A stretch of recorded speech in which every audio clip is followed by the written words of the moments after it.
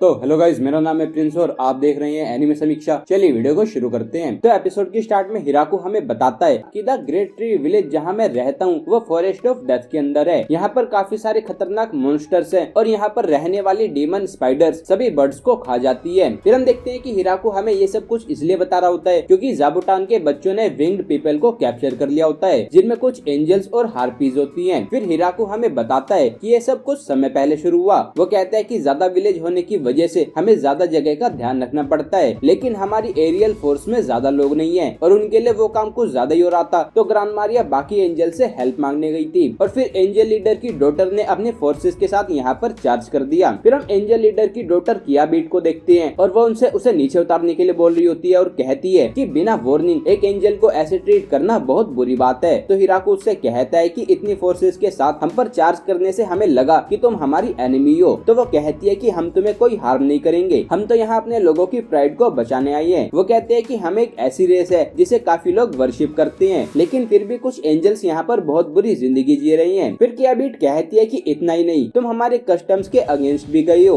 वो कहती है कि ग्रांड मारिया ने बिना ट्रायल किए अपने लिए हस्बैंड चुन लिया है। फिर हम देखते हैं कि ग्रांड मारिया हिराकु को बताती है कि हम एंजल्स वुमेन की रेस है, इसीलिए हमें बाकी रेसेस से हस्बैंड चुनने पड़ते हैं और उसके लिए मेंस की वर्थ को टेस्ट करने के लिए हम ट्रायल करते हैं। और टिया और ग्रांड मारिया वहाँ पर बिना ट्रायल किए मैन के साथ रह रही हैं, तो इसलिए किया बीट ने इतने गुस्से में वहाँ पर चार्ज किया था। फिर हम देखते हैं कि हिराकु सभी एंजल्स और हार्पीज से कहता है कि हमने तुम्हें कैप्चर कर लिया है, तो हम तुम्हारे साथ जो चाहे वो कर सकते हैं, लेकिन अगर तुम अपनी गलती मान लो और ग्रांड मारिया के अंडर सर्व करने के लिए मान जाओ तो तुम सभी को माफ कर दिया जाएगा। तो फिर हम देखते हैं कि सभी हार्पीज ग्रांड मारिया के अंडर सर्व करने के लिए मान जाती है, लेकिन फिर एंजल ऐसा करने में हेजिटेट कर रही होती है क्योंकि किया बीट जो कि फ्यूचर में उनकी लीडर बनेगी वो उसके खिलाफ नहीं जाना चाहती। तो ये सुनकर हिराकु उन एंजल से कहता है कि विलेज पर अटैक करना एक काफी बड़ा क्राइम है और इसके लिए तुम्हारे लीडर किया बीट को 10 पनिशमेंट्स मिलेंगी और वो एक पनिशमेंट भी काफी दर्दनाक होती है, लेकिन अगर तुमने माफी मांगी तो हर एक एंजल के लिए किया बीट की एक पनिशमेंट को कम कर दिया जाएगा। तो फिर हम देखते हैं कि ये सुनकर वो सभी एंजल्स हिराकु से माफी मांगती है और फिर हम देखते हैं कि वो उन सभी एंजल्स और हार्पीज को माफ कर देते हैं और उनको गेस्ट बनाकर उनकी खातिरदारी कर रही होती है और अब सिर्फ किया बीट ही बची होती है। लेकिन फिर हम देखते हैं कि वो माफी नहीं मांग रही होती। तो ग्रांड मारिया हिराकु से पूछती है कि किया बीट को कन्विंस करने के लिए क्या आप ट्रायल देना पसंद करोगे। वो कहती है कि ट्रायल पूरा करने पर किया बीट के पास कंप्लेन करने के लिए कुछ नहीं होगा और मुझे पूरा विश्वास है कि तुम वो कर लोगे। तो फिर हम देखते हैं कि वो मान जाता है और फिर अगले सीन में हम उन्हें हिराकु के घर में देखते हैं और फिर हमें पता चलता है कि उस ट्रायल में हिराकु के 5 टेस्ट होंगे, जिसमें पहला उसकी वेल्थ का टेस्ट होता है और उसके लिए हिराकु को 777 गोल्ड एंजल्स को डोनेट करनी होती है और अगर वो चाहे तो उस वैल्यू की कोई और चीज भी उनको दे सकता है। तो फिर हम देखते हैं कि हिराकु उसे एक गोल्गो स्टोन देता है जिसकी वर्थ 1000 गोल्ड कॉइन होती है। तो फिर किया बीट उसको ले लेती है। फिर हम देखते हैं कि अब उसकी इंटेलिजेंस का टेस्ट होता है और फिर हम देखते हैं कि किया बीट ने वहाँ पर काफी सारे स्टोन्स रखे होते हैं जिन्हें उन्हें एक एक करके बारी बारी से हटाना होता है और जो भी लास्ट स्टोन को हटाएगा वो हार जाएगा और एक बार में वो सिर्फ 1 से 3 स्टोन ही हटा सकते हैं। फिर हिराकु उससे पूछता है कि क्या मैं पहले जा सकता हूँ। तो फिर हम देखते हैं कि वो मान जाती है और फिर अगले सीन में हम देखते हैं कि अब सिर्फ एक ही स्टोन बचा होता है और अब किया बीट की टर्न होती है और इससे किया बीट हार जाती है। फिर हम देखते हैं कि किया बीट एक रीमैच करने के लिए कहती है तो हिराकु कहता है कि तो फिर मैं सेकंड जाऊंगा और फिर हम देखते हैं कि फिर से हिराकु जीत जाता है। फिर हिराकु हमें बताता है कि भले ही तुम्हारा अपोनेंट कितने भी स्टोन्स को हटाए, लेकिन तुम हर राउंड में सिर्फ 4 ही स्टोन्स को हटा सकते हो और पहली बार में 3 स्टोन लेने से तुम अपनी जीत को पक्का कर सकते हो। और फिर हमें पता चलता है कि हिराकु ने पहले ऐसा गेम खेला हुआ होता है तो उसको जीतना आता है। फिर हम देखते हैं कि अगला टेस्ट उसकी मार्शल आर्ट पावर्स का होता है और उसके अपोनेंट के लिए किया बीट एंजल्स की एनिमी वैम्पायर प्रिंसेस लुलूसी को चुनती है और हिराकु को उसको हराना होता है। तो फिर हम देखते हैं कि ये सुनकर ग्रांड मारिया अपनी हंसी नहीं रोक पा रही होती और किया बीट काफी ज्यादा कॉन्फिडेंट होती है और सोचती है कि हिराकु तो उसको ढूंढ भी नहीं पाएगा।